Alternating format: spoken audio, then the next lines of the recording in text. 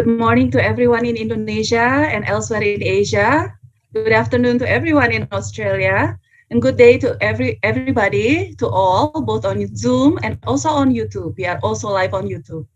Before we start, it's important for the ANU Indonesia project to acknowledge, celebrate, and pay our respects to the Ngunnawal and Ngambri people of the Canberra region, and to all First Nations Australians on whose traditional lands we are located and whose cultures are among the oldest continuing cultures in human history.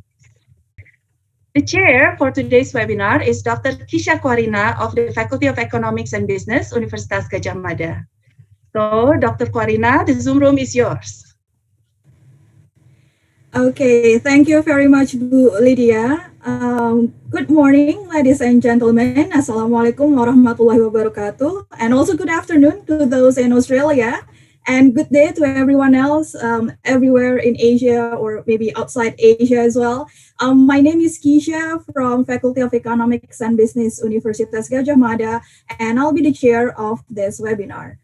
Once again, a very warm welcome to the 2021 Mubyarto Public Policy Forum. The Mubyarto Public Policy Forum is an annual public policy series in honor of Professor Mubyarto, a prominent economist at Universitas Gadjah Mada. He was one of the Indonesia's most influential intellectuals on the issue of rural development between 1960s and 1990s. This event has been held since 2017, and the goal of this forum is to stimulate debate on the key development policy issues in Indonesia, in particular regarding poverty alleviation, agriculture, and rural development. And this year, in this 2021, the Faculty of Economics and Business, Universitas Gadjah Mada, and the ANU Indonesia project organized the 2021 Mubyarto Public Policy Forum with the theme on COVID-19, agriculture, and rural development. Okay, so before we proceed to our main event, we are going to watch a short biography video. This short video is a tribute to Professor Mubyarto. So I'm going to ask my colleague at ANU Indonesia project. Everyone, please enjoy the video.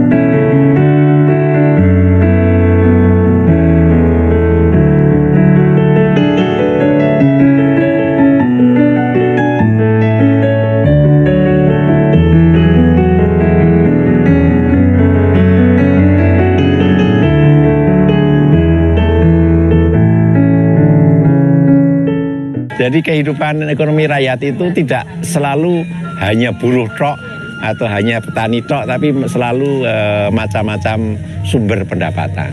Pertanian, peternakan, perikanan, gabulan kecil yang disebut ekonomi rakyat.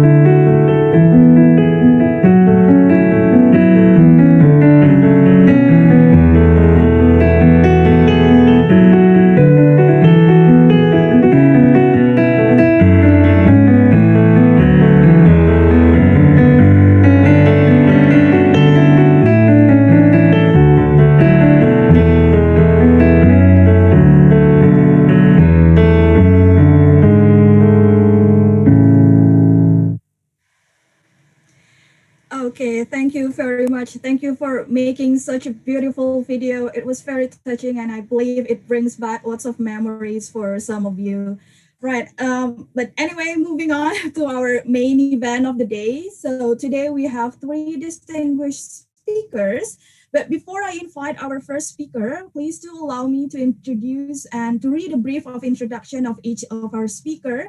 Although I know these three speakers may not need further introductions, but yeah, please do allow me to read just a brief introduction of each speaker. So for our first speaker, we have Professor Chris Manning. Professor Manning is an honorary associate professor in the Arne Gordon Department of Economics at the Australian National University.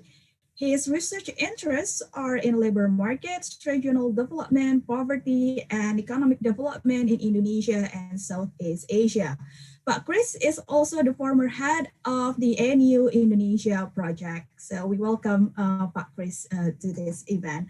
And our second speaker is Professor Catur Sugiyanto. Professor Sugiyanto is a professor in economics at Universitas Gadjah Mada. Pak Catur is currently the director of PhD program in economics, Faculty of Economics and Business, Universitas Gadjah Mada. His expertise are in agricultural economics and regional development. So welcome, Pak Catur. And our third speaker, we have Dr. Lucentezza Napitupulu. Dr. Napitupulu, or Ibu Teza, I will call it, is an economic researcher for World Resources Institute Indonesia, working under the Low Carbon Development Initiative, especially the Low Carbon Development Initiative, especially on the subnational deep dive of food and land use in Indonesia. She focuses her work in regional green growth policies, innovative sustainable business model, and the critical priorities and opportunities to secure better land use management. So welcome Ibu Teza to the event. And we welcome all three panelists, our three speakers.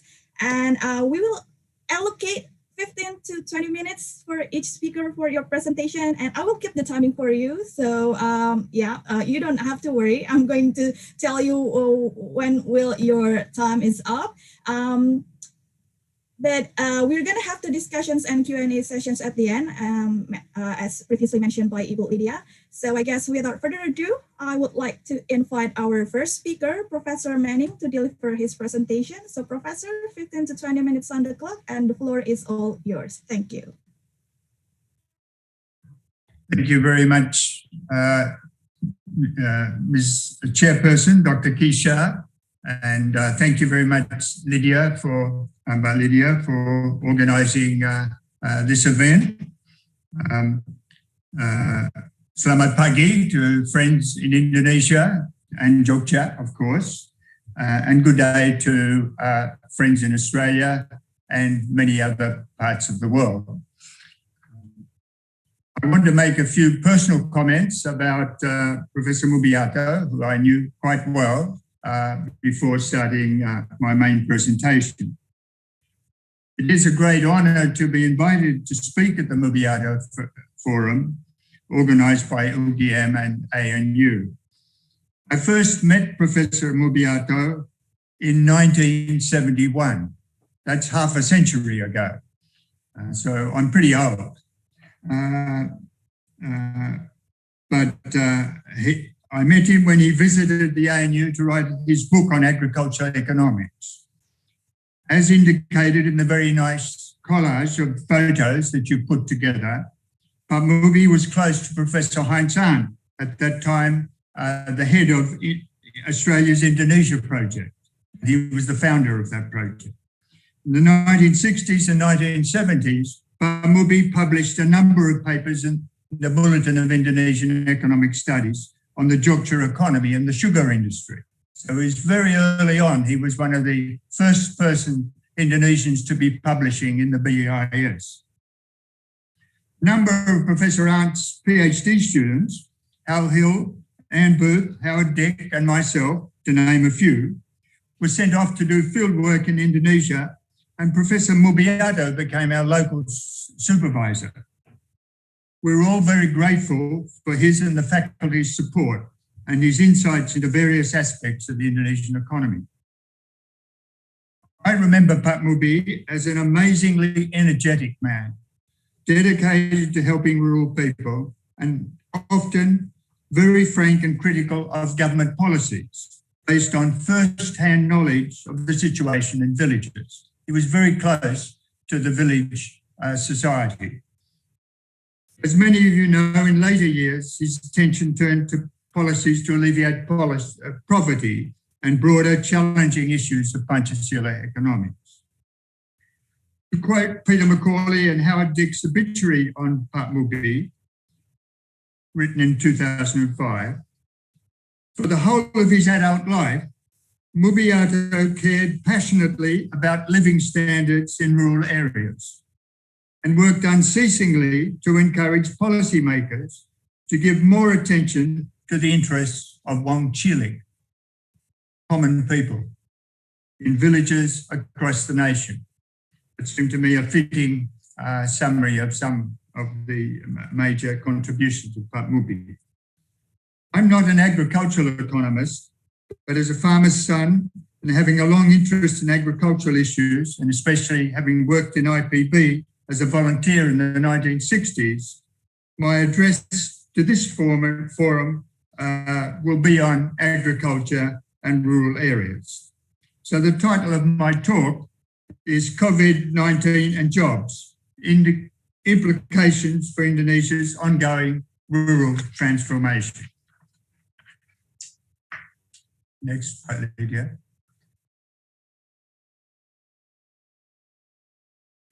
Besides the tragic consequences for health, COVID-19 has meant a huge loss of jobs and economic disruption across the globe, including in Indonesia.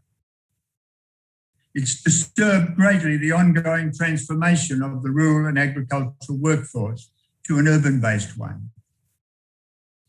The spread of the virus, mainly in big cities and urban areas, has been severe. It's probably been less severe in rural areas, but still there are some major problems. Just to mention a few, the return migration of urban dwellers has contributed to local outbreaks of COVID-19 and put pressure on local labour markets, that we'll talk about a little later. It's disrupted supply chains, which is a major challenge for rural as well as urban households. And because of the disruption to transport and trade, food shortages have been reported in a number of areas outside Java. Next. In my presentation, I'd like to look at three aspects of COVID-19 and labour markets. First of all, the implications with a focus on agricultural and rural work, including a surge in rural employment and renewal of some of the urban-rural ties.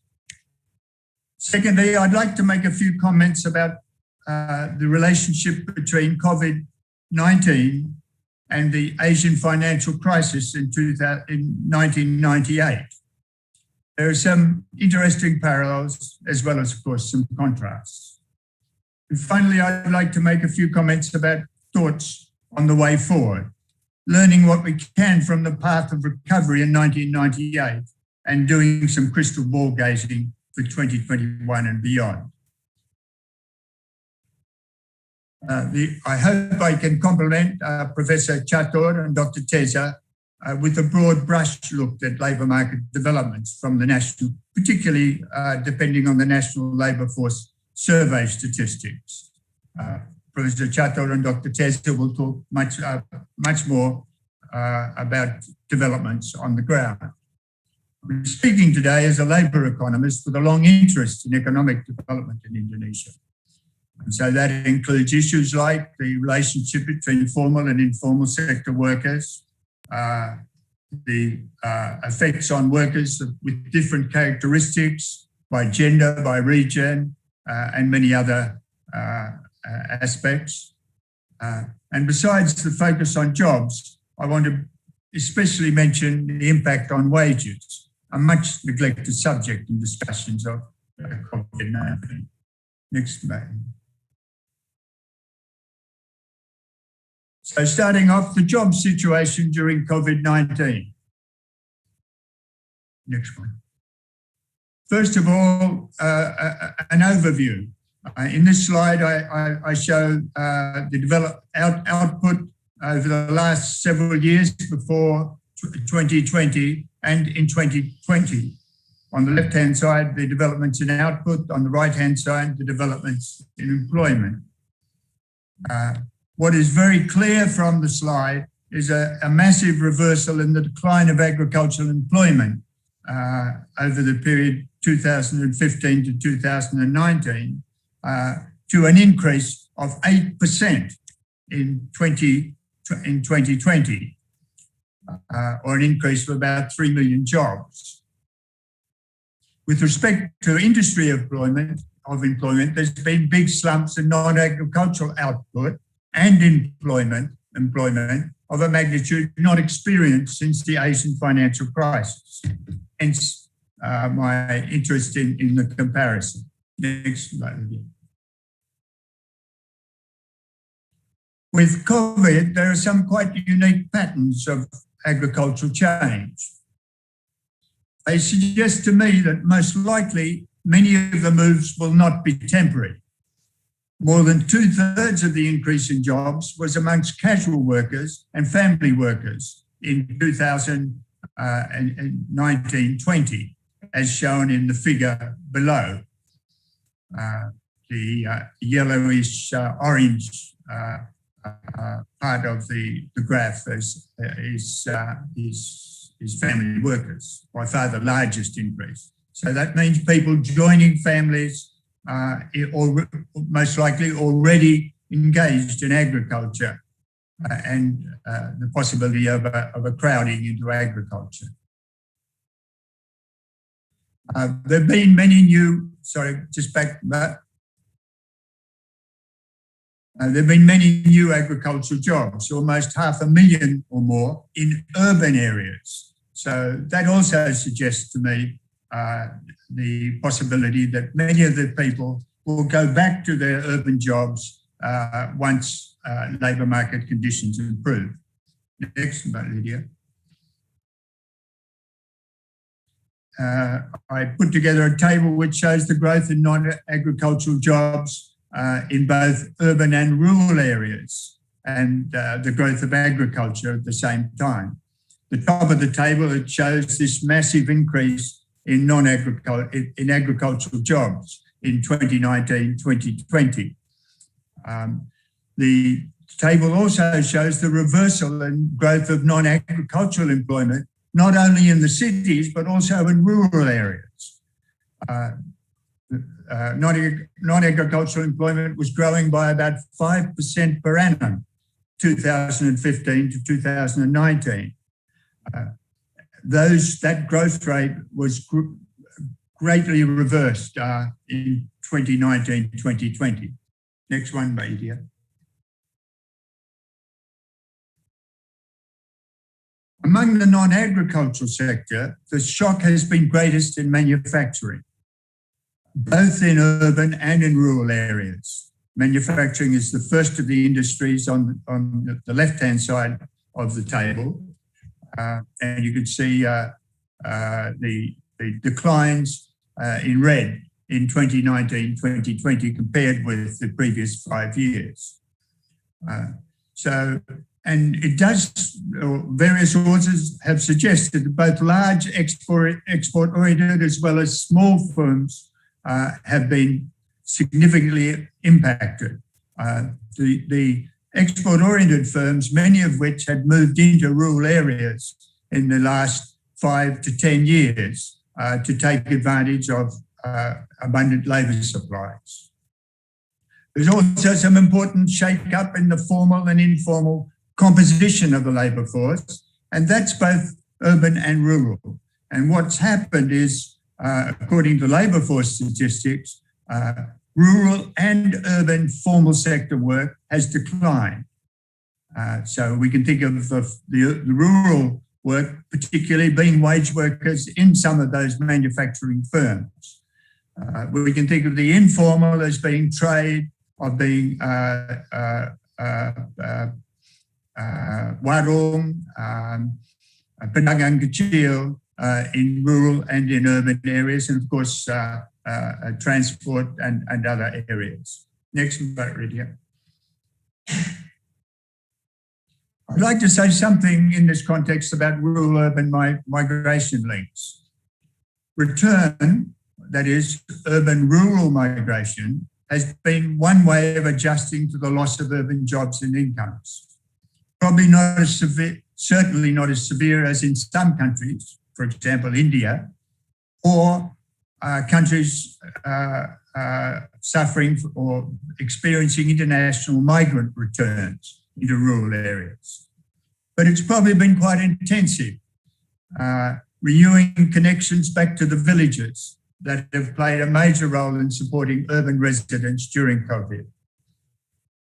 I wanted to remind people that circular migration has provided protection during previous crises. And Graham Hugo wrote a lot about that, the famous Australian demographer. More recently, it seems to me that the purchase of much cheaper and affordable motorcycles and improved roads has greatly facilitated urban-rural mobility and made it easier for people to move quickly back to their villages of origin during COVID. But nevertheless, clearly there's been less crowding into rural areas as in 1998, 99, that is the AFC, Asian financial crisis. Next one. So while the growth in the urban labour force has halved in rural areas, it rose only slightly, that's during AFC, it rose only slightly in 2020. Rural unemployment has remained half of that in urban areas. So there's not an indication of the degree of stress in the labour market as we know in urban areas. More people seem to have remained in the cities in 2020 compared with the AFC. Shutdowns and restricted mobility and more official assistance has been delivered directly to people in the cities. And at the same time, it seems most likely that the diversification of employment has probably meant weaker ties to the land in more urbanised regions over the last several years. But nonetheless, these patterns of return migration are likely to have serious implications for rural jobs, wages and poverty in 2020 and 2021, as Peter Waugh and Arif Yusuf have argued in a recent paper. And I just might add, there's been a major hit to remittances, both from urban-based people and from international migrants who've been sending money back to their families in Indonesia. Next one, please. So just going on to some of these lessons from the Asian financial crisis, there's been a major shock to employment and wages in almost all agricultural sectors in both episodes. People have sought refuge in agriculture and in food production in both periods. And as I mentioned, manufacturing being badly hurt during COVID, it was equally badly hurt during the Asian financial crisis. The biggest hit to employment has been in manufacturing. We can talk more about what the reasons for that. Males, rather than females in this particular case, have lost out because many of them have been involved in the industries most affected in construction and transport, and also in the manufacturing industries where males are most likely to be employed. Next one, Lydia. I've done a table that shows some of those effects, and maybe we can come back to that in the discussion. I'd like to say something quickly about the changes in wages. The declines in wages were large in both periods, but they were very much larger in 1997-98. And this table compares nominal and real wages, that is, money wages adjusted for the cost of living in both periods. The declines in 1997-98 were around 20 to 30% in that year. It's a huge decline in real wages. In 2019-20, 2020, the declines were still significant, -7, -8% across industries, including in agriculture. So we shouldn't underestimate it, but the lesson is certainly stable prices are very important for rural living standards, and they in that respect, the difference, the control of inflation in 2019-2020 has been a major achievement. Next one. 5 minutes, Professor. Okay, 5 minutes. Main lesson from 1998 to 2021 appears to be that in this period of great hardship, agriculture and non-agriculture sectors have become more connected. There have been more formal and informal links, and urban-rural ties have been rejuvenated. And it's made adjustment less severe than for more advanced economies, where most workers live permanently in the cities and are in or were in more regular wage jobs. Next one, please.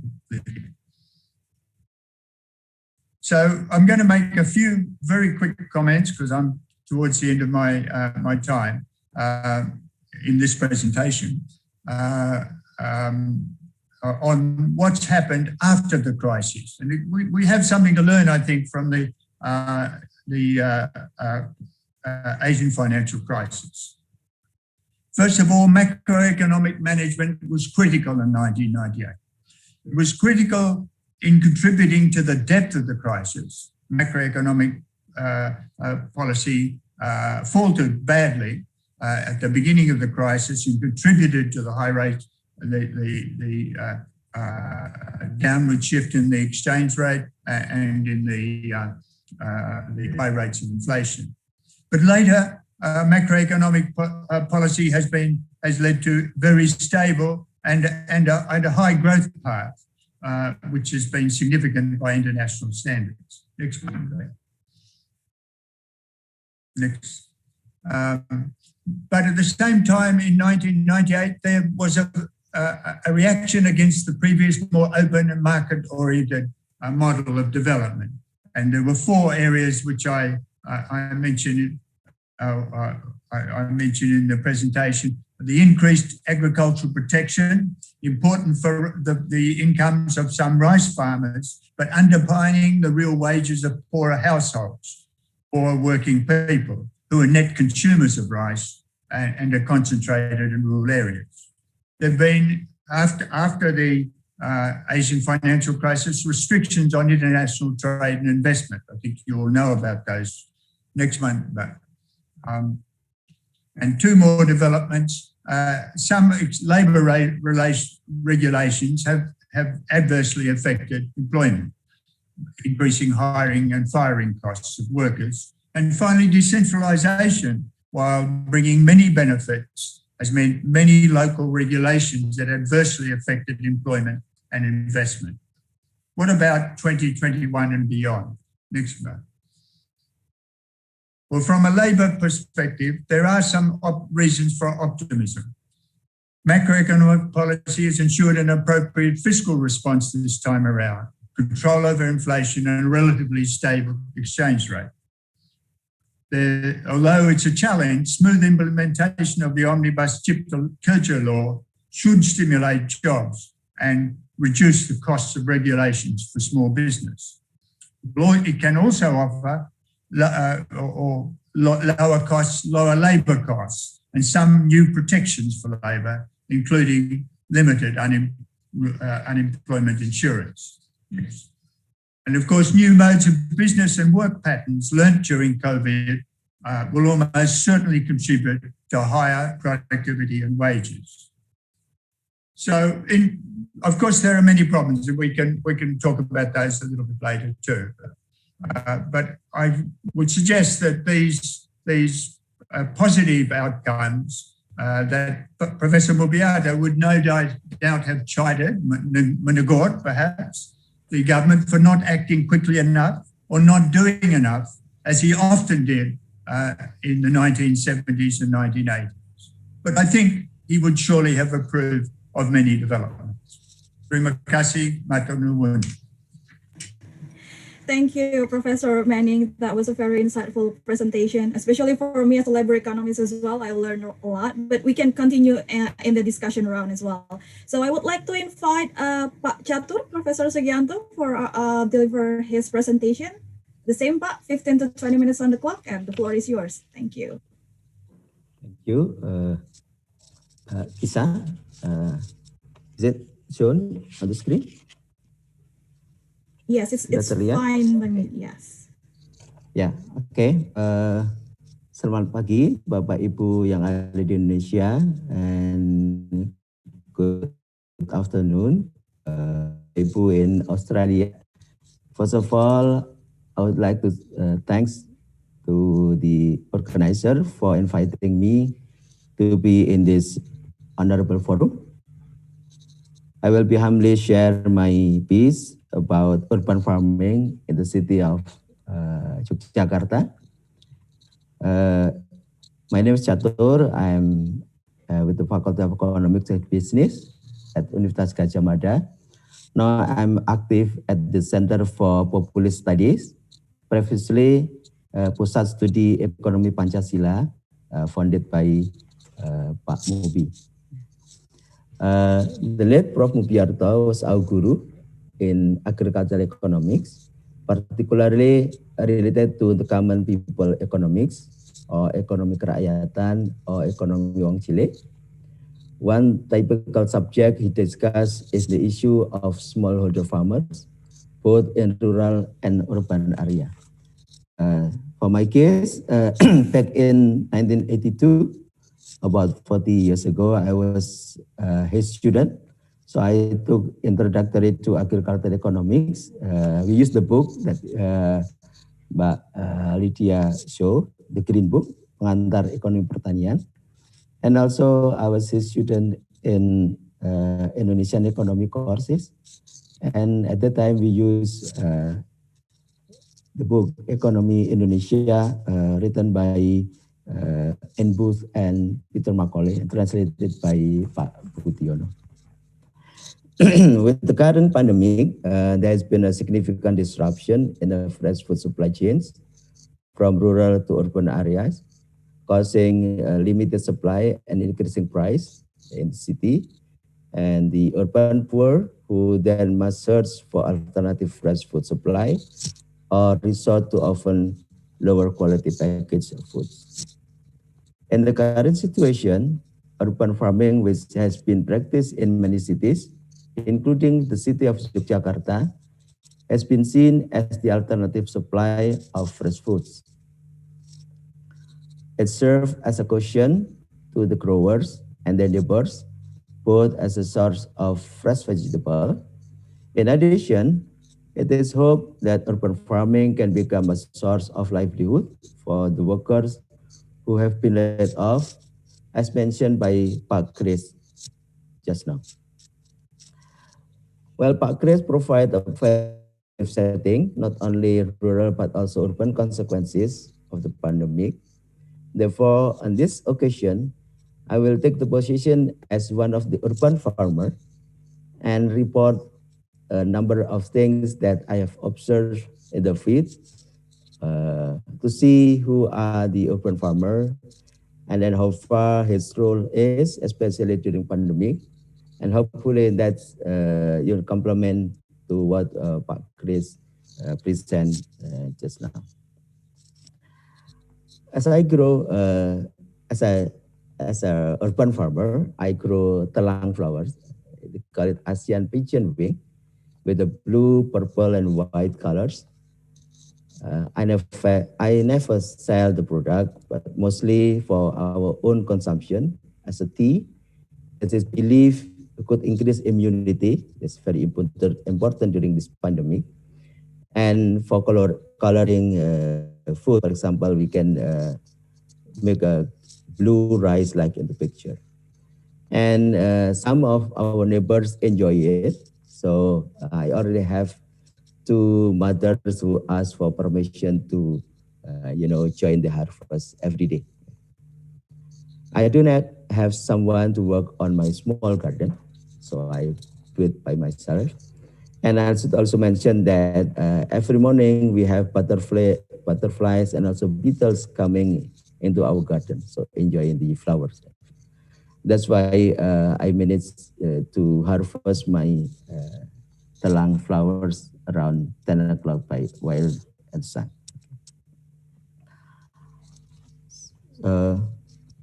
I'm sorry.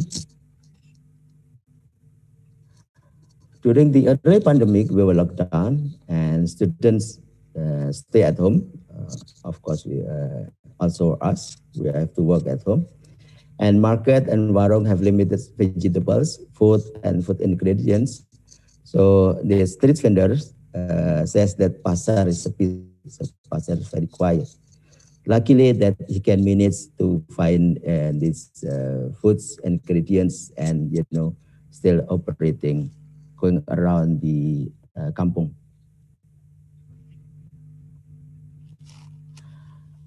So for this presentation, I visited 100 farmers to get some data, and from the Office of Agriculture and Food Security in the city of Yogyakarta, it told us that they have around 3,000 farmers, individuals, and it's spread out across the city. So every sub-region here, they have the total number of farmers. So we managed to visit 11 farmers in Mergangsan sub-district, and also we visited 4 in Mantrijeron sub-district, and so on. So these are our samples. And we learned that they are growing flowers, vegetables, they're keeping fish, especially catfish, tilapia, and also they have goldfish. And they also have livestock, the free-range chicken, pigeon, and also rabbits. Then how we define the urban farming? We took a very simple definition. So those who farm within the urban area and in the yard. So there's no specific rice field for planting these vegetables. So it's just on the yard, like in the picture. So it could be in the backyard, like this picture. Could be in the public space, like beside the streets in the kampung. Sometimes they use abandoned space, and this one specially managed by a group. So what I mean by abandoned space is, a yard that is owned by rich people, and then they just leave it like that. They do not do anything. Sometimes we do know who the owner. So we just ask the head of the kampung, the Pak RT, to to manage this field like this. We use also the abandoned space to grow catfish, and we use a bucket like this. So this is especially managed by a group, farmers group. For the individuals, when they farm vegetables, fish, and also poultry, they use a small bucket like this. So they has like 20 to 30 catfish, and there are plants on top of it for feeding the fish. And they have flowers and vegetables. And when we visit the farmer group, they are preparing because they will give visit from outside the region. So in fact, the area managed by the group becomes a place to learn, to practice urban farming, and sometimes the local tourists come to see the field, the farms, and also buy some vegetables and also some seeds. So these are the group of the mothers who manage the farm. And the individual farmers, sometimes they have a net house like this. They plant on the fence, on the bucket for fish. And so every family has its own way in farming. And extensionists come every week to assist them and answer questions. So sometimes they use plastic for cooking oil for planting media like this. So there's a really variety of how they do the farming. So in terms of technology, I would say they have hydroponics and a fish farm under the vegetables, and they might use pot, and also this is the wall plant with some plastic. They use also poly bag, small fish pond. They grow catfish over here in the middle, and they plant on the street side. When they plant on the land, then that's especially on the abandoned yard, because that's they have quite space for the planting. And on the wall, they have plastic like this, and sometimes they plant on the alley. They might receive a government program as well. So this is the example of the bucket coming from the Office of Maritime Affairs and Fisheries. So for the urban farmers, they are not only helped by the Department of Agriculture and Urban Food Security, but they also receive help from the Maritime Affairs and Fisheries Office, and also the Office of Environmental. So urban agriculture, urban farming is the object of policies and programs of more than one agencies. Well, it's nice if there are government helps, but sometimes farmers get diseased because there are so many visitors, especially the government, who just come and see what they are doing. So in order to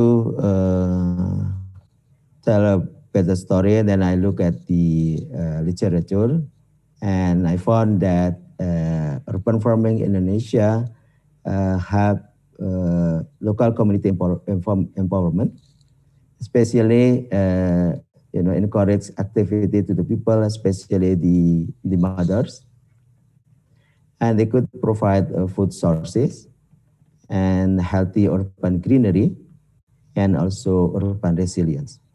So step down and look at whether our urban farming can provide these services to our people.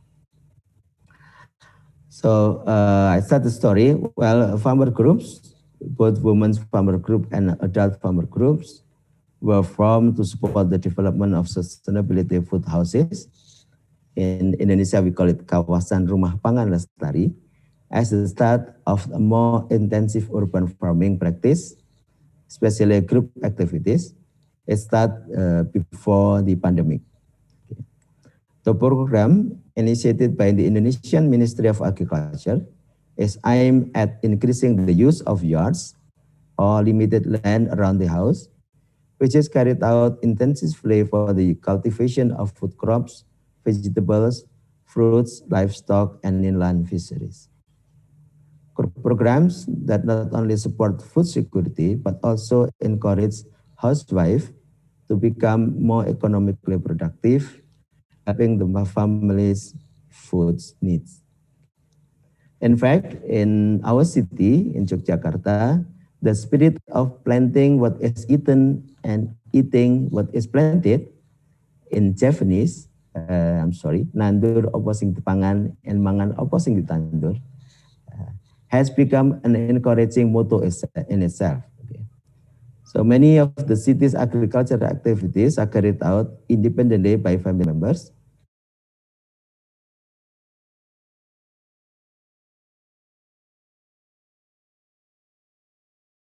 farming activity and also, taking care of the farm. That's in fact fostering a sense of happiness when enjoying the garden produce and greenery around the house. That's the mother's feeling about the farms. So the women's farmers group, the kelompok wanita tani, and other urban agriculture activists have also become the glue of the kinship all local residents. So move to the city and the province program related to the urban farming. They have empowerment of adult farmer groups and women's farmer group with the direction and guidance of field extension officers of the city of Yogyakarta Agricultural Services. And in fact, from the province, there is a service program which is Mataram Food Granary, or we call it Lumbung Pangan Mataram, to maintain household food security in the city of Yogyakarta. So they have basically two main programs: the cultivation of fish in the bucket and free seeds for the farmers.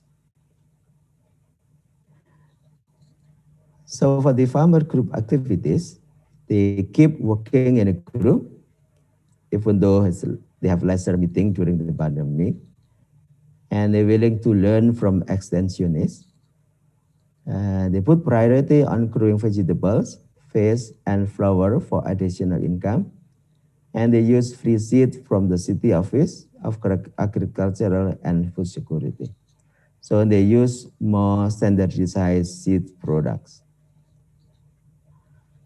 So some statistics that we found from the survey, and the average, the time spent for the farming around 2 hours per day for the mother, and 0.64 hours for the children.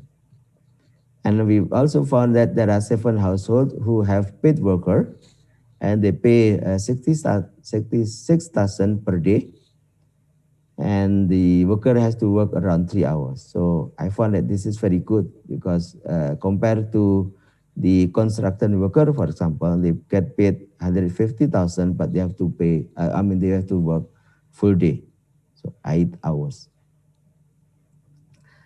So the profile of the mother, the farmers are well-educated mother. Actually, they have high school graduates, and they graduate from diploma and also bachelor. Farmers grow. These mostly partly for sale purpose. For the vegetables, we have chilies, mustard green, eggplant, kale, tomatoes, spinach, celery, and so on. And these are the number of farmers who grow these vegetables. And we found that they have different harvest period. So chilies, for example, they can harvest after 3 months. And then when we try to, calculate how much they produce, then there is a problem because they don't really, measure the output. So we just say that, okay, we have amounts this bunch. So what flowers, mostly for sale purpose, we have orchids, taro, aglaonema, roses, adenium, jasmine, and also porcelain. And again, they have different harvest period. For the livestock, we have a free-range chicken, pigeon, and also duck and rabbit. Okay. And for fish, mostly for sale purpose, we have catfish, tilapia, crabs, and ornamental fish. So the whole here, they have different variety of products in different time of harvest. So it's very busy farmers in the city. So how much they make? Well, if we look at least the urban farming, they can contribute like between 10,000 to 250,000. It's owned by 13 farmers here. It comes from vegetable, flowers, livestock, and fish. And the highest could be more than 1 million rupiah per harvest. owned by 5 farmers. So if we compare to the minimum regional wage, then its income from farming is about 50% of the wage. So it's very good contribution of the mother. And if we look at the source of income from all farmers, it comes especially from flowers, and then vegetables, fish, and the last one is from the livestock. And if we look at how much, well, the highest is coming from the fish. It could account for 5 million in total for these farmers who grew fish per harvest. So in some, so what urban farming provide us in the city? Yes, they provide vegetables, flowers, and also protein from the neighbors. So we are happy with that. And yes, we have some additional income. And mother become more active in the economy. And there may some jobless who get help from the activities, but unfortunately, we don't have much data on this. Lastly, we become closer as neighbors, and we work together in a group, and we have gotong royong, the value that I believe Pak Mupi will happy to hear, that even us in the city practice and enrich this value. So thank you. That's all I have. I return to Mbak Kisah. Okay, thank you, Pak Catur. That was a very interesting sharing of your findings. And I think we have a new suggestion for our menu to break our fasting: blue rice and perhaps fried catfish. All right, thank you, Pak Catur. So moving on, last but not least, I would like to invite Ibu Teza to deliver her presentation. As usual, Ibu, 15 to 20 minutes on the clock, and the floor is yours. Thank you. Thank you, Kisah. Selamat siang semua, and good day, good afternoon to everyone watching. I thank the organizing committee, the team in UGM, Universitas Gadjah Mada, and Indonesia project of the Australian National University for the opportunity to speak today. To complement the discussion of previous speakers, Pak Chris and Pak Catur, I will not go into real sector economy, but I will talk on ideas, hopefully inspiring the audience, the UGM Academia, home to Pak Mubyarto's work, and discuss ideas on rural transformation in a holistic concept of human development and well-being. I will be discussing how current situation of COVID pandemic has sharpened the need for cooperation and community collective action in overcoming health and economic impact, but further establishing cooperative norms the establishment of cooperative norms may move us towards rural transformation of human development of well-being that is holistic and and just. The insights will be from small-scale society, smallholder types of smallholder agriculture, small-scale fishers. So this might be quite a spread from what the ideas that Pak Chris dan Pak Catur has been talking about. But this complex system is something that Professor Mubyarto has seen early on. He saw the interlink between Indonesia's economic system and its social and cultural system, rooted in the land and the environment. So to say, biosocial lens to Indonesia's economic system. So he also puts on a cross-disciplinary approach. Will be how I will be discussing the ideas on Pancasila economics, village economics, and moral economics, originating to what he understands is Indonesian society. So knowing their strong traditional cooperative norms, linking it with agriculture and natural resources management practices. So such norms already mentioned by Pak Kris and Pak Catur of gotong royong, giving, food sharing, reciprocity, management of common resources. This is something that is actually evident in rural setting. For example, Subak irrigation management in Bali, Sasi in Eastern Indonesia, Hutlayak, community forests in Kalimantan. So I will start by Pak Budiono's take on the legacy of Pak Mubyarto. First, the key aspects of economic life to be constrained and subordinated by higher moral.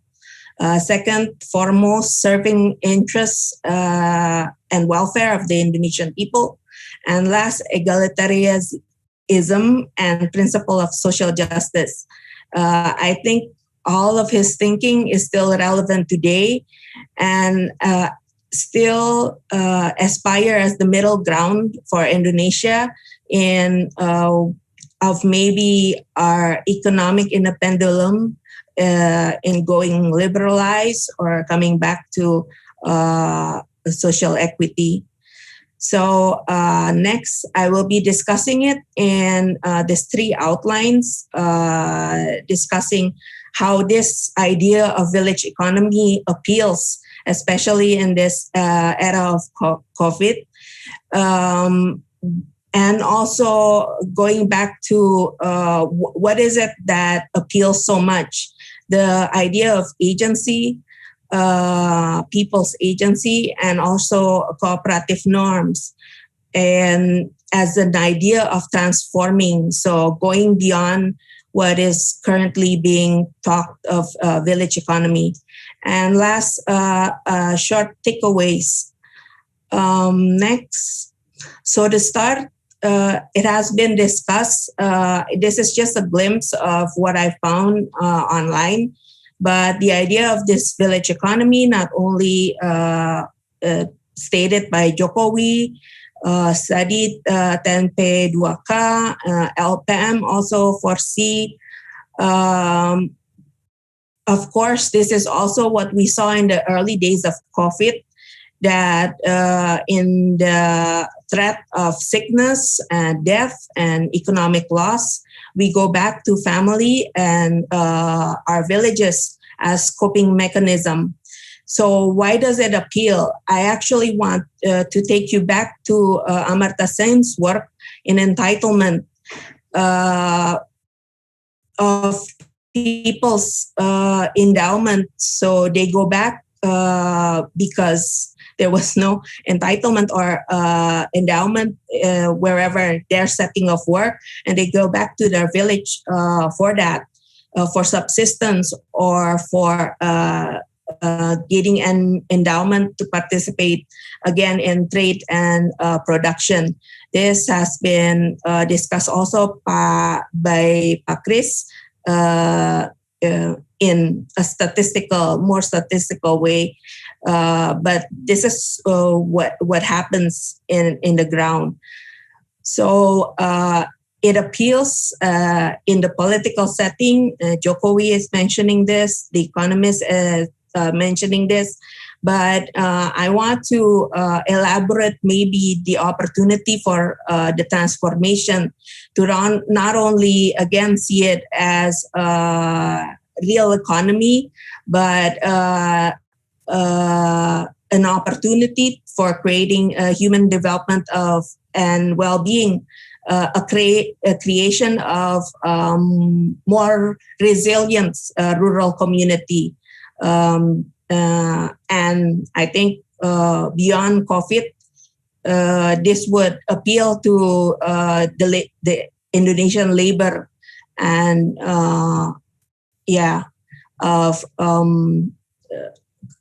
going back to those roots. So next, what do I mean by this transformation? I looked at it in two views of agency or capability approach. This is also of Sen. Not much has been understood of this, more on the entitlement. It's about person's ability to pursue and achieve their goals. For example, in the food security, this is actually discussed globally, that the expert panel under the World Food Security or Food System Commission, they have added agency into the dimension of food security. So for people working on this, there's availability, which is largely known. We talked about this frequently. The stock of beras constantly being talked about, import of beras. That's just what I mentioned, the availability. Then Sen outlines the access, but later on in his work, he focuses on agency, which is very relevant in today, exemplified by the high-level commission discussing this. Agency refers to the capacity of individuals or group to make their own decisions on what food they eat, what food they produce, what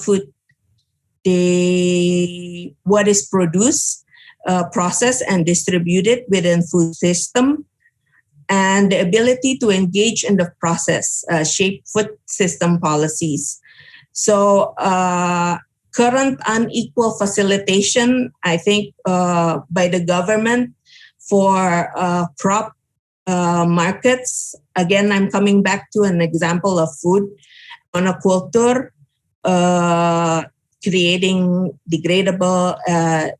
degradation of environment, degradation of people's well-being, versus the same facilitation for smallholders, small-scale agriculture and fisheries that is often neglected or unrecognized in this chapter.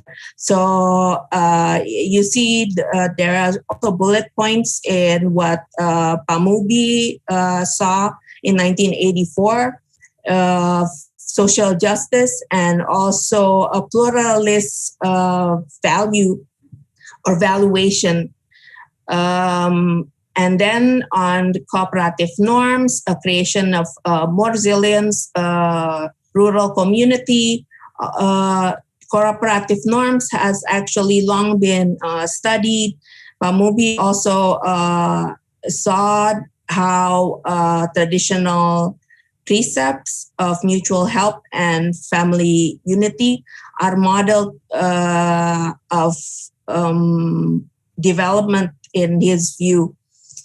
There are also other cases, of course, like balanced reciprocity, which we know. I plant your, I harvest, I help you harvest today, you help me harvest tomorrow, or to an extent of strong reciprocity that people are willing to punish. This is a lot. We see a lot of this in indigenous community, masyarakat adat, and how they manage their resources, gift-giving, signaling cooperative, even the culture tuwarde, the giving of oleh-oleh is standard practice. Discusses how rural society, the rural development context can be more resilient with these ideas. So moving on, these are actually not COVID induced, so to say. It has been introduced with the village law in 2014. You can go to the next slide. For example, in Malinau, on top of the idea of rural bottom-up rural aspiration, it also in the guidelines, Pem Kabupaten Malinau also expects like top-up volunteer work to village budget. Or maybe another setting, we know how for health, women participate. Ibu-ibu will volunteer in voluntary work in puskesmas, in posyandu. But this is the basis for our my previous work is that we have the idea of capitalizing on existing cooperative behavior rooted in our culture, rooted in the setting, the rural setting, but it differs in context when being introduced to the real setting. So especially in now where government is pushing or instigating cooperativeness within a village, this should be taken into mind. So the next one, some also part on how this might differ is also the understanding of heterogeneity in rural communities also. I've put down, if you go to the next slide, understanding rural setting is understanding the non-weird, the non-Western, the non-educated, non-industrialized, non-rich, non-democratic to a sense, and all the spectrums in between. So their background would be essential, again, coming back to how the context would be important.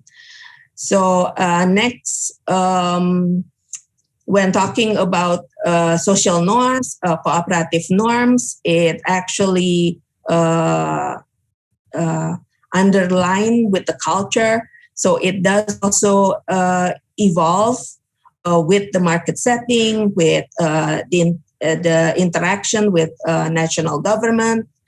And some interesting findings would be when you can go to the next slide, of actually when introduced to government-led program, those being, you might call the elites, or those being facilitated first, would show cooperative behavior versus when actually what has been in the culture or the situation would be a case of demand sharing. What is demand sharing? When I think it's evident in our society, you just visit your neighbor and they will give you something. This is actually what explains in small society how everyone is in the same health, or in the same health, or their children are in the same health because of this sharing. But in a context with a government-led program, this might show uncooperative behavior. So understanding this is also important. So coming to the next slide, some legacy. So how does this all relates? Pak Budiono towards the legacy of Prof. Mubyarto states that what he was studying, what he was looking into are fuzzy subjects. So I think maybe my presentation might seem fuzzy to some people, but he further goes to that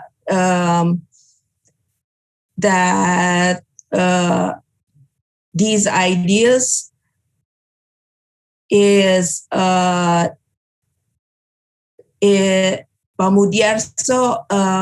Mubyarto considers central planning market mechanism as traditional. So it is actually a way of progressive thinking from my part in understanding the work of Pak Mubyarto.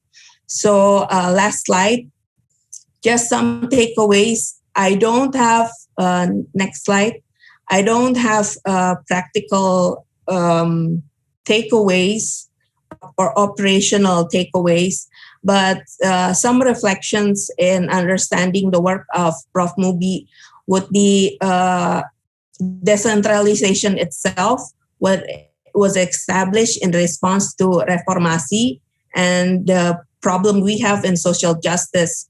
So going back to those motives, allowing social justice, allowing participation of women and marginal groups with the ideas that I've just discussed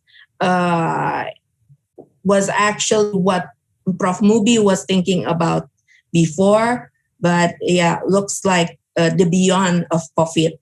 So not sacrificing our rainfall today for today's rainy days. Oh, sorry. If I could say, today in a COVID sense is a rainy day.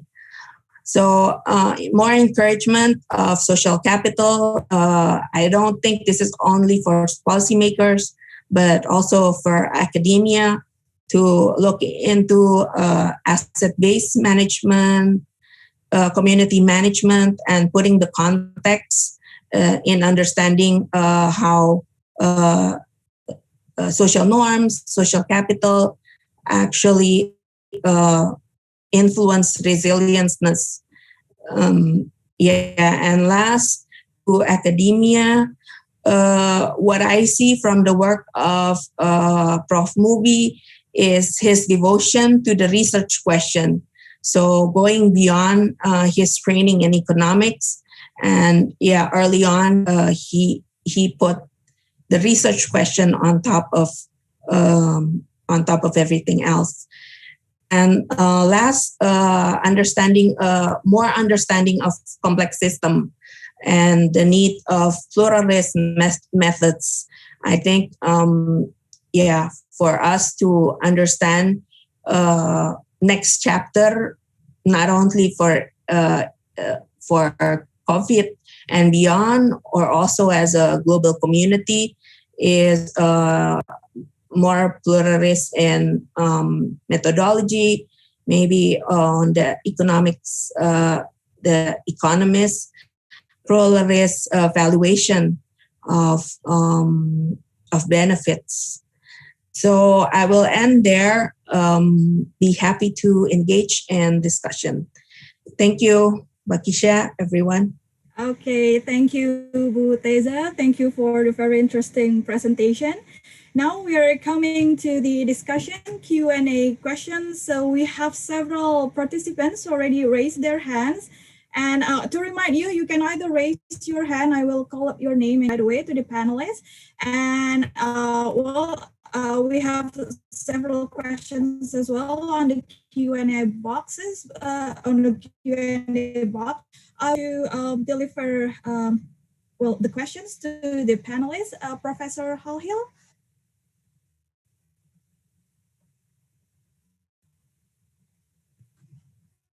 All right. Thank you. Baik, and terima kasih banyak kepada Pak Chris, kepada Pak Catur, dan kepada Bu Tessa. I really enjoyed the talks. I think they're nicely complementary in the aspects of them. And Pak Catur, hebat sekali menjadi petani lelang. Yeah, I didn't know that. You're very versatile, Pak. So, and I think as Bu Tessa said, Pak Muby would have liked this because he liked the complementary approaches across disciplines. So I really like the talks. I wanted to, if I could, just pose a general question, just maybe for discussion.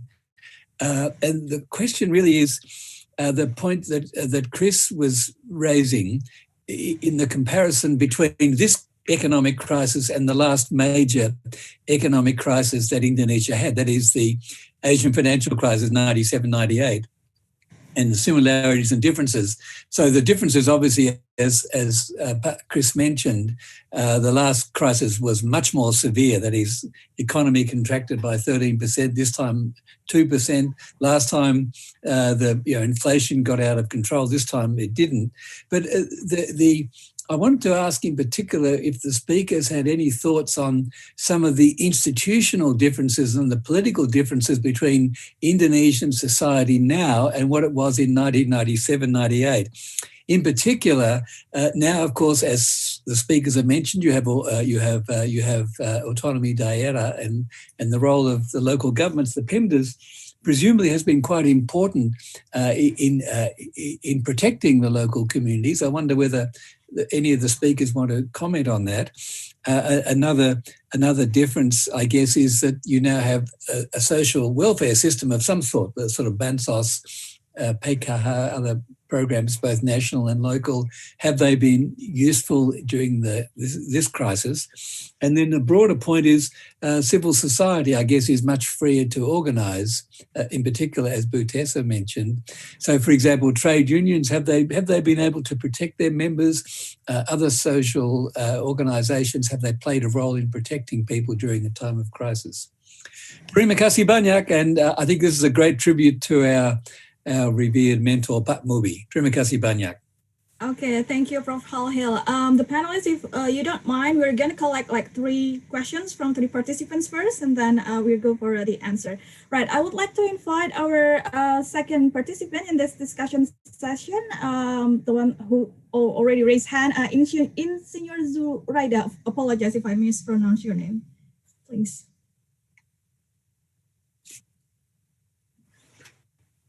Can someone, or shall I unmute? Ibu Zuraida, you can unmute yourself.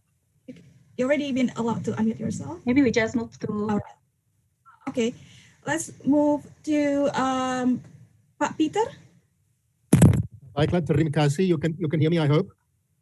Okay, baiklah, terima kasih. Yes, terima kasih clear, to Pak. all of the speakers. In fact, I have just been looking at Yogyakarta on Google while I've been using Google Maps to tour campus UGM, because it's 50 years since I worked with Pak Mubyarto. I lived in Bulu. So I just had a look at Bulak Sumur, Bulu, and all of this is a good memory. I just have one very quick comment. I don't want to take up all of the time. Just one comment on the comments from Pak Chris Manning. Chris, you made an interesting perbandingan, an interesting comparison between the crisis 20 years ago, the Asian financial crisis, and the current crisis.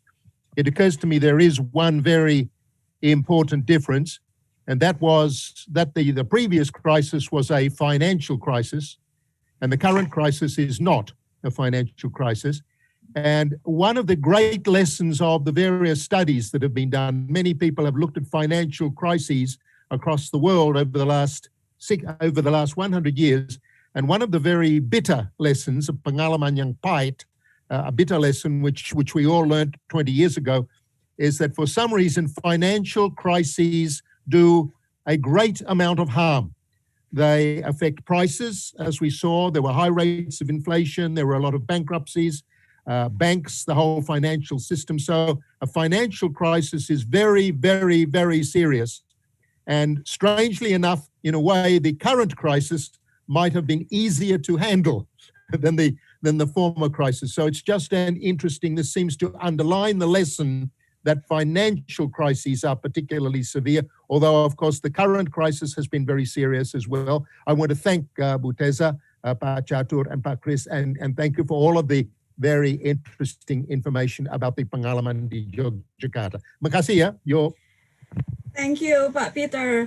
Okay, so I would like to invite Jeff Nielsen, who already put his questions on the Q&A box. Would you like to deliver your questions to the panelists? Jeff Nielsen? Sure, I can ask the question here. Thank you very much, everyone, for the presentations. All very illuminating. I just had a fairly specific question, actually. In one of the early slides, Chris, you suggested that agricultural output had actually, the growth of output had slowed in the last year compared to the 5 years before. I was just trying to make sense of that in terms of the apparent return to agriculture in terms of the workforce itself. Why is it that agricultural output hasn't increased along with it? So, fairly specific question. Thank you. Okay, thank you. So there's actually one question for Pak Catur in particular from Ibu Titi Anas. I would like to ask if Ibu Titi Anas would like to deliver her queries to Pak Catur right away. Thank you, Bu Kisha. Thank you, Pak Catur, for the presentation. I don't know whether this is part of your study, but I would like to know how massive is the urban farming in Indonesia and how how it affects access to more nutritious diet among the society, Pak. And given the large number of our population in Indonesia still don't have access to nutritious diet, this will be very important, especially for urban poor who don't have a large scale of land. Terima kasih, Pak Catur. Okay, terima kasih, Bu Titi Anas. I think we have enough questions for the first round, so I'm going to ask the panelists. I think we start from Professor Manning for your comments and answers. Thank you. Okay, you're still on mute. Yeah, sorry. Am I mute? Okay now? You're on mute now. Thank you. I'm on now. Okay. Thank you very much for all the very difficult questions. I shouldn't thank you for making the questions difficult, but I thank you for the volume of the questions. Hal Hill first, as usual, very tricky. The institutional differences between 1998 and 2020, yeah, they're huge, and I'm sure Pat Hill knows more about those than I do.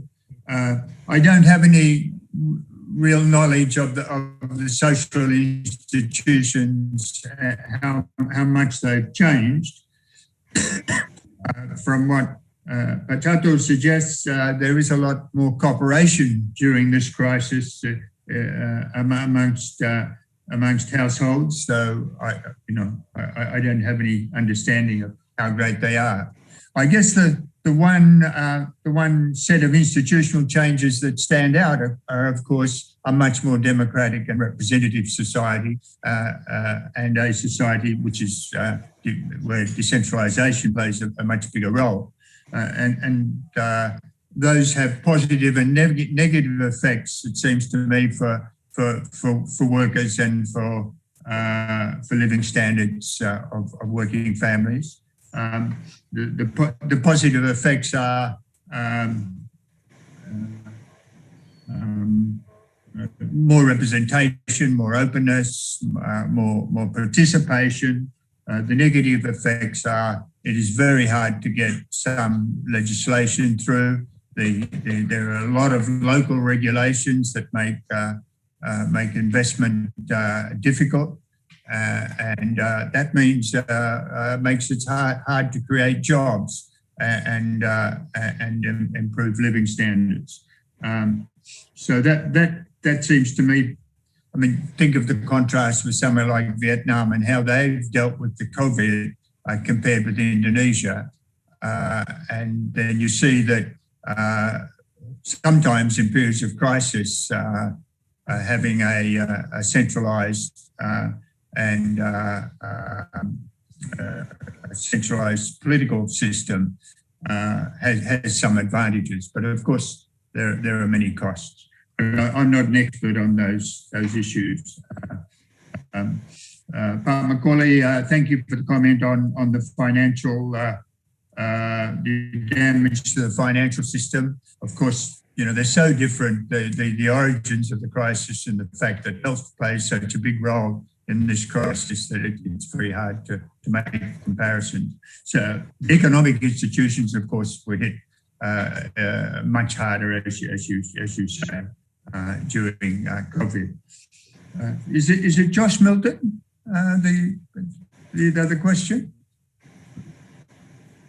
On agricultural output, Jeff Nielsen. Yeah, Josh Milton. Yeah, I mean, one aspect is, of course, is demand, international demand in particular for agricultural products. Another is local trade impacting on agricultural output. The figures that I presented on, or just suggested from the labour force survey on the much greater increase in family participation in farming suggests that a lot of there may have been some crowding into agriculture. I mean, and a lot that's come out of that has probably been consumed by the households themselves and is not well reflected in the official data. So that may be part of the resolution of those issues.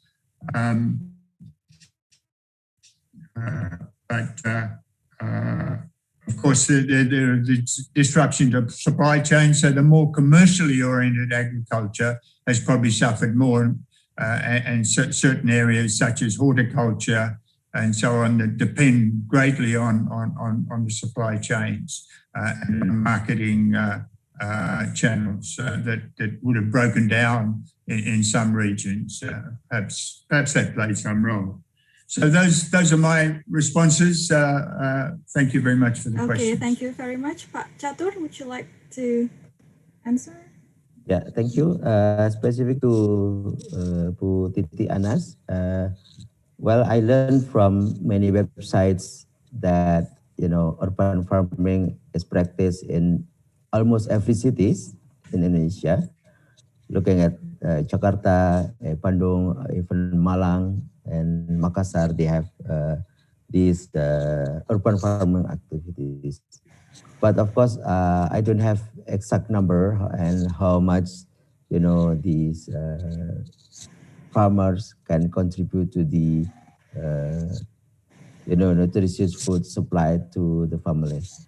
But from our survey, like almost 80 to 90% of the produce are consumed locally, and especially for the household. So that might be so the challenge to PPS to, you know, how to use this new concept of farming, not only use the traditional types of, you know, farming from the rice field, but also challenge to how to calculate, you know, the size of the farm when we have polybag and also, you know, hydroponic and that kind of the practice we found in urban farming. Thank you. Okay, thank you, Pak Catur. Ibu Teza, would you like to add something? Yeah, thank you, Kisha. On institutional, not maybe a step back from COVID. I think the government has been making effort compared to the days of reformasi,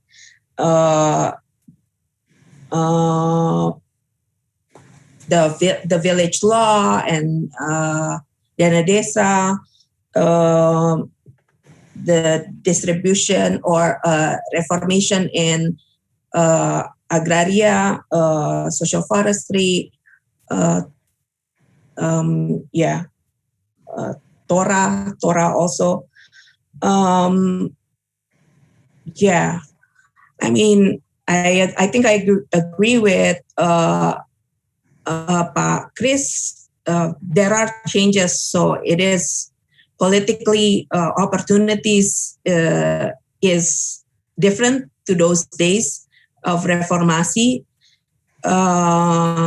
What we're saying now is, I think, pushing towards more of that reformasi, transparency, opportunities for the much, and looking into rural development as a locus rather than the more, I don't know, industrialized, even monoculture, agriculture monoculture,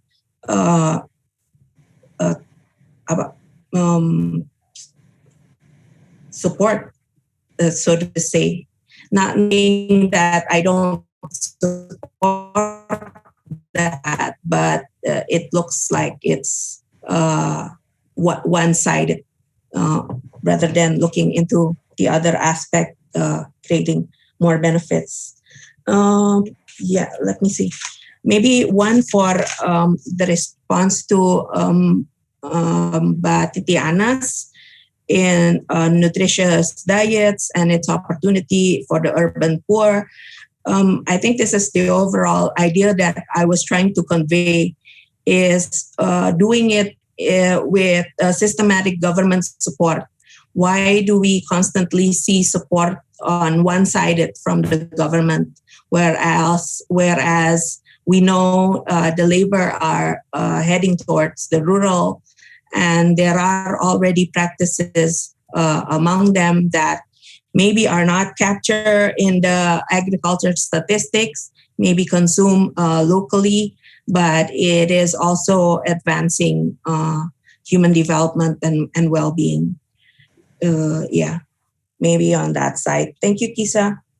All right, thank you, Buteza, and thank you all the panelists. Now, moving on to our second round.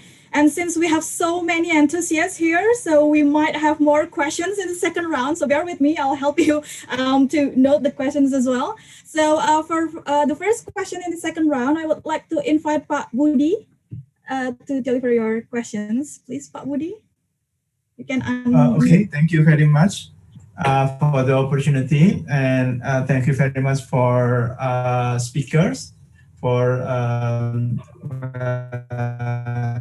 nice presentation. So my question is a bit hypothetical on, would you think that the way that we recover from the crisis between 1997 and now will be the same?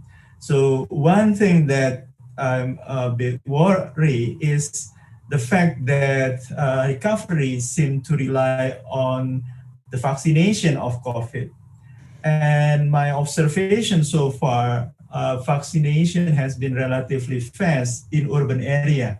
So we will see at some period of time that majority of urban area has been vaccinated, but rural area has not been. So there could be a movement of a center of COVID pandemic to rural area, and it could create a certain reaction. And so then second, my question is on Catur. I just wonder whether, again, the existence of this urban farming could actually been encourage further movement from rural area to urban area because of the inequality of COVID vaccination. And so people from rural area think it will be much safer if they move to urban area, while in urban area there is urban farming that actually allowing them to get a job, for example.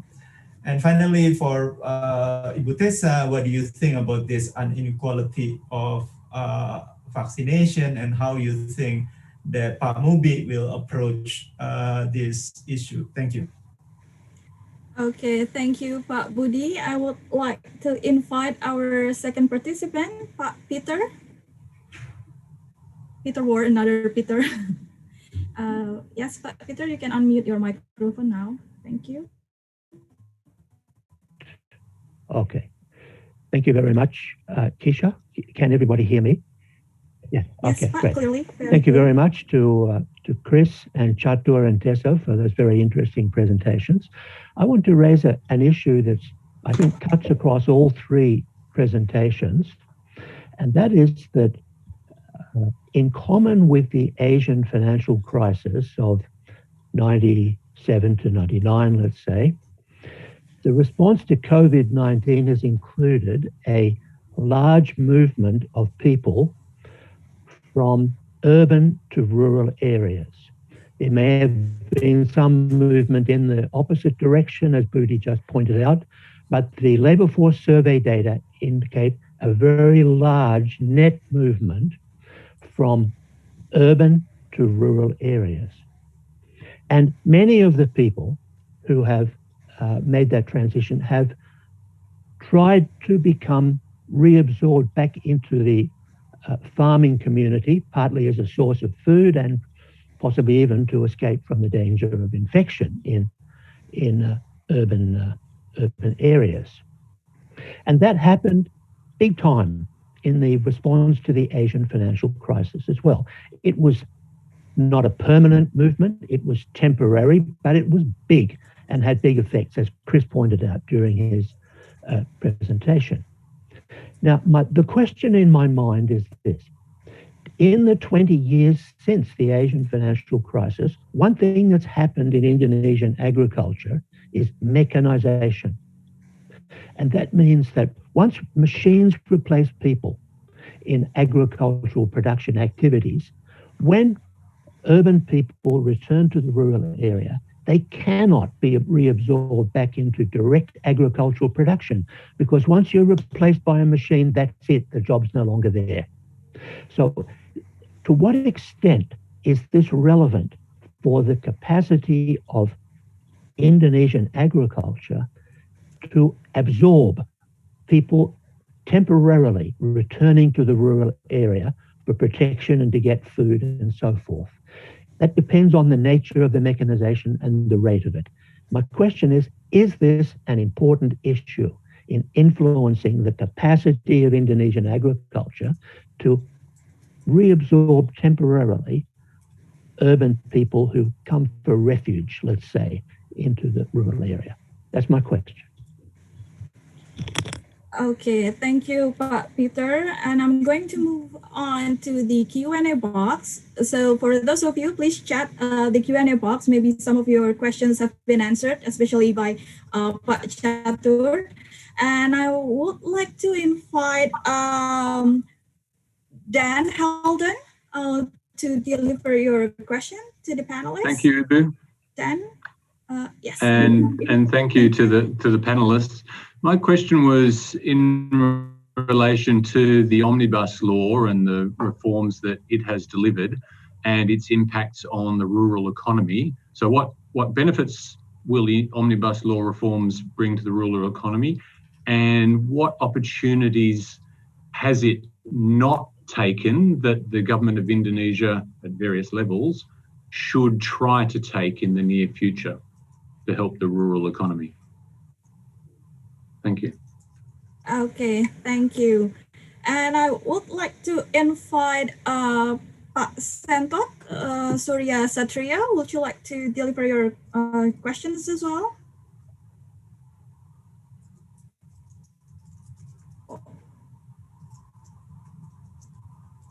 Or shall I? Yeah, Hello. Pak Sentot. Hello, Pak Sentot. Yes. Would you like to deliver your questions to Pak Catur, I think, from the Q&A? Yeah, thank you. Yeah, especially probably for Pak Catur, because you are in Gadjah Mada, and you must be familiar as well to village law, big bus. And since 2015, our government has transferred 500 trillion rupiah for village development, village investment. But from the data I saw, I suspect village spending for agriculture or for helping farmer is still relatively small, probably because the autonomic law have divided up the urusans and making desa like its own sectors, and agriculture means for Dinas Pertanian and Menteri Pertanian affairs only. So that's pity for me, because it's very large resources for village, especially rural area village. And another issue I suspect is because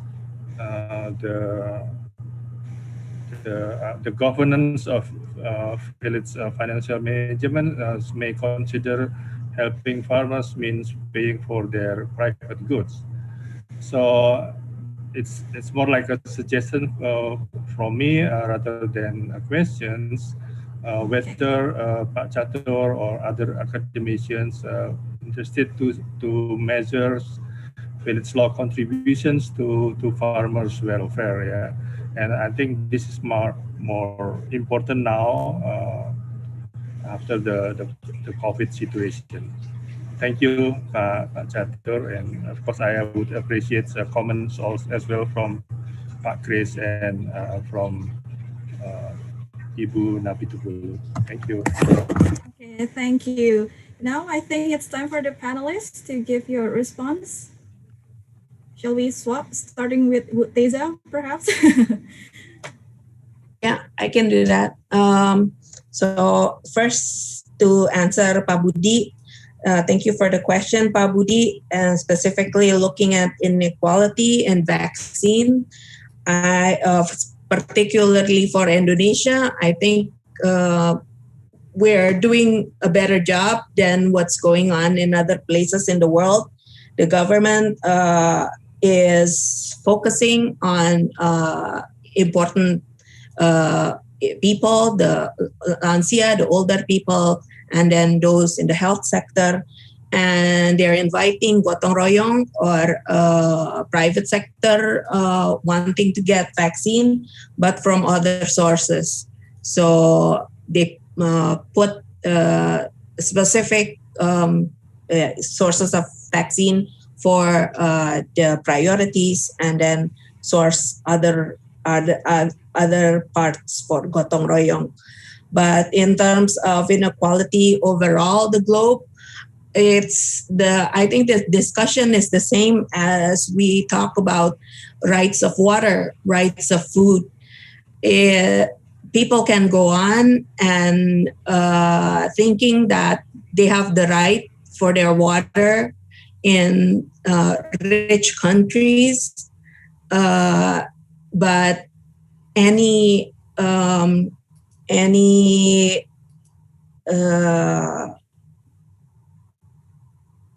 avoidance or penghematan, what do you call penghematan, would actually benefit investment towards other places. So I think the same thing we see in the inequality in the vaccine. Some rich countries already stocks vaccine over their population. So yeah, it's unequal. I don't know what else to say on that note. To the question on Pak Peter War on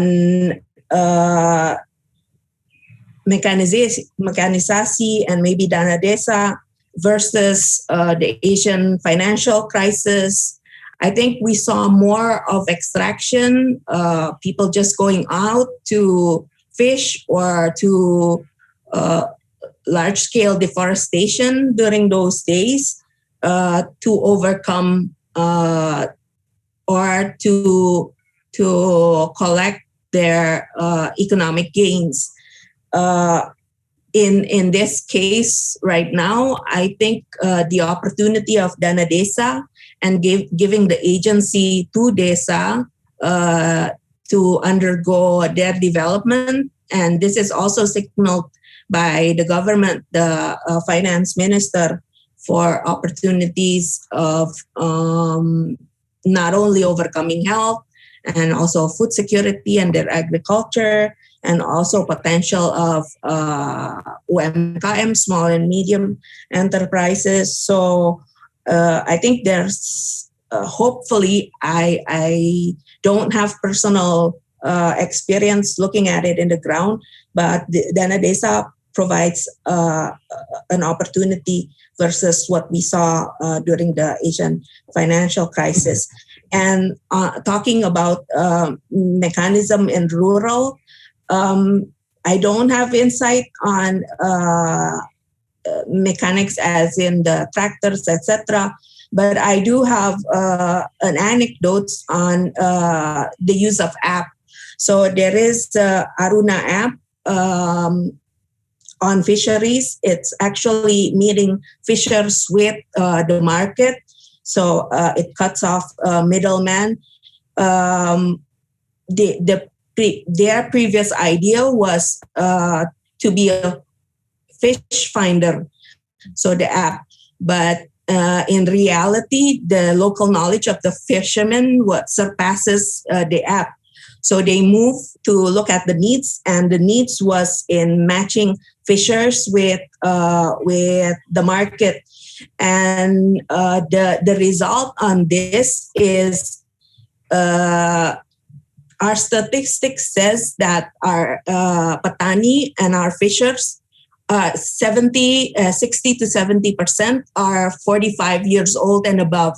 So this is the labor in our agriculture setting. So for them, using the app is maybe something new, and maybe not easily use or engage in. So they created local heroes, young people, to be mentored as fishers.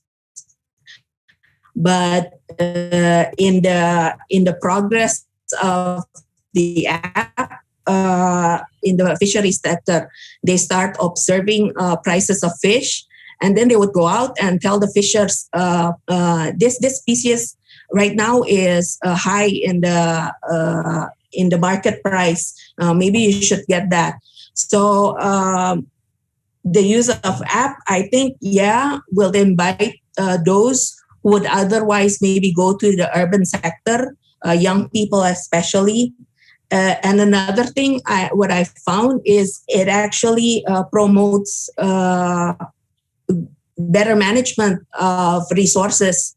In the case of Aruna, the fishers would then have a plan in going fishing.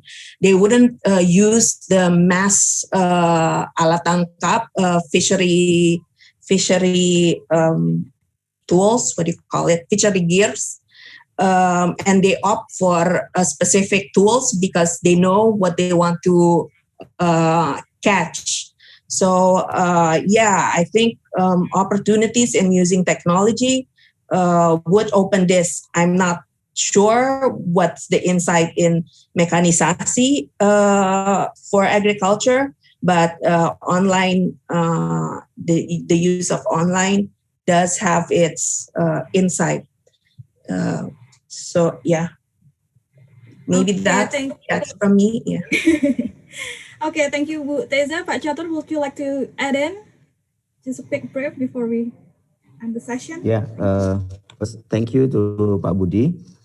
Well, if we look at the size of the urban farming, I think the opportunity for the worker to return to the city and work in the urban farming will be very limited. As I mentioned that from around 100, family that I visited, I only found 7 who has paid worker. So that's the chance will be limited in Jogja. But I look at the website in the city of Jakarta. There are many, abundant land that is a big size. So maybe that's different chances in Jakarta and other bigger city which has bigger size of land. And for Pak Sentot Satria, it's very interesting observation. I think most of the village funding are allocated for infrastructure, like village road. One of the reason maybe because it's very easy to do the governance or the administrative of that expenditure. The pertanggungjawaban is very easy for spending in infrastructure rather than helping the farmers. I think that's my comment, my response. Thank you. Okay, thank you. And Pak Chris, your response? Still muted, Pak.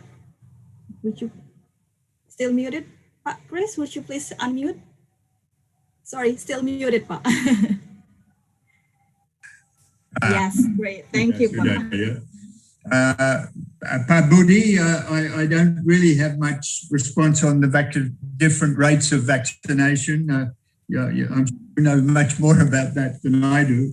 I mean, it would almost certainly seem to imply that there'd be a reaction to the urban rural movements, that people would not want to go back to village areas, so that process might slow down faster as a consequence of the different rates of vaccination in urban and rural areas. On the 98, 2000 and the COVID comparisons for agriculture in particular, that there is one important difference, I think, though I haven't followed it in detail, and that is that there was a boom in commodity prices in 1998. And in the outer islands, in Sumatra and in Kalimantan, the exports of rubber, of timber, of a lot of commodities took off. And so there were lots of jobs created. Agriculture actually continued to create net jobs for about 5 years after the crisis. I think this time it's much more more elements of a crowding into agriculture, rather than that positive response to international demand and commodity prices. But I haven't followed those commodity price trends closely in the last 12 months. To Peter Ward, of course, you're absolutely right about the labour absorptive capacities of commodities like rice that have experienced massive urban mechanisation from the days when you and I used to go into rural Java some years ago. It's almost all aspects of the agricultural process of the agricultural process are now mechanised, whereas almost no aspects of it were mechanised years ago. We still recall the ani as the major means of the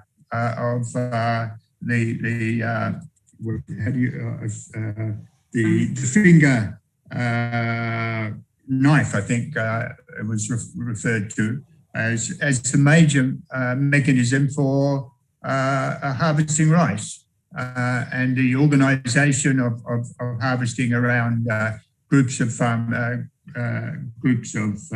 people in those areas. So I think you're. I mean, if it's yes or no, yeah, it's clearly yes, the absorptive capacity is reduced. On the other hand, you have the emergence of much more labour-intensive processes. Some of the ones that Catur, Professor Catur described in pekarangan. You remember David Penny wrote a lot about the productivity of pekarangan in the house gardens. Which is very labour intensive, and from the slides that Catur showed, it seemed to me that there wasn't much mechanisation at all. That there were probably certainly new technology, but also quite labour intensive processes. So I think you have the balance of those two things working together. That leads into your first question actually about the growth in the labour force in rural areas, and I have a slightly different take to you on that issue from looking at the labour force data. I think the major thing that's happened in rural areas has been a reallocation of labour out of non-agricultural activities in rural areas that have been severely disrupted and into agriculture, mainly as family workers helping on family or pekarangan. Or I don't have a good idea about what it is, but certainly there's been a significant increase in people going into agriculture. So it's not so much the movement of people from urban areas. In fact, the labour force growth rates haven't increased a great deal in rural areas. But it's more the reallocation of labour within rural areas. It still has the important effects that you outlined in your paper, and that is increased poverty as a consequence of labour supply, of crowding into the agriculture sector. But it's a different process. So that would be my response on those issues, and I'm sure we can have discussions about that at another time. To Dan on the omnibus law, I really, I'm just not close enough to what's going on in detail with that. But my one comment would be that or two comments really. One.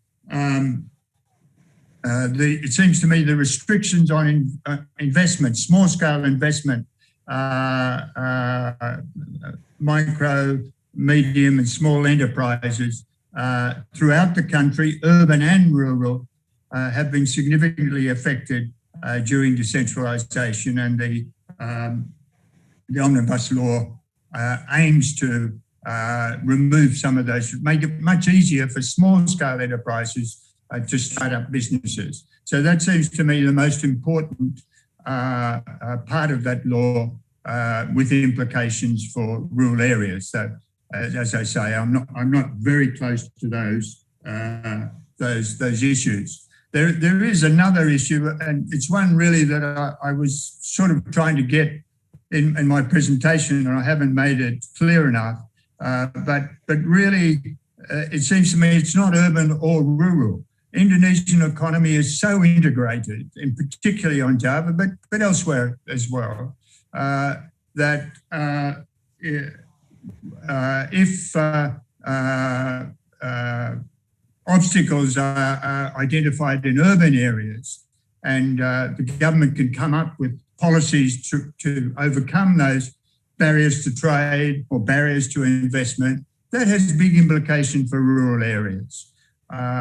People are very mobile, have a lot of knowledge of economic opportunities, and move. And we've seen that during COVID. So that would be my second point, that you don't have to divide things necessarily into urban and rural areas and say, what do we do in rural areas and what do we do in urban areas? Better to say, where are the interventions most needed to improve improve labour markets and living standards. So, terima kasih. Thank you, Pak Chris. I wish we had more time, but we're really running out of time. So I have to close the discussion session for today's webinar. Anyway, so that's the end of our discussion session. Apologize for everyone who didn't have the chance to get your questions answered today due to the time constraint that we had. Hopefully we can have other opportunities though in similar future events. And thank you to everyone who have participated in this webinar until the end of the discussion session. So I think I have to make my closing now because it's already past 12. On behalf of Faculty of Economics and Business Universitas Gadjah Mada and the ANU Indonesia project, we would like to thank you all the participants who have joined us today. Thank you all for coming. And thank you to our speakers, Pak Chris, Ibu Teza, Pak Catur. Thank you very much for your remarkable presentation and fruitful discussions that we had.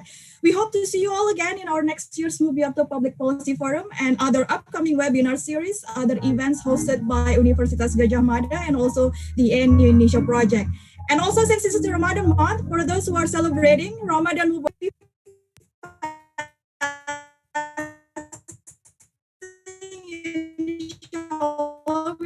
and until then, for everyone, stay safe, stay healthy, stay strong in this difficult situation. And this is Keisha signing off. Wassalamualaikum warahmatullahi wabarakatuh. Thank you very much. Bye, everyone. Thank you, Mbak Keisha. Thank you, Mbak Teza. Thank you, Pak Catur.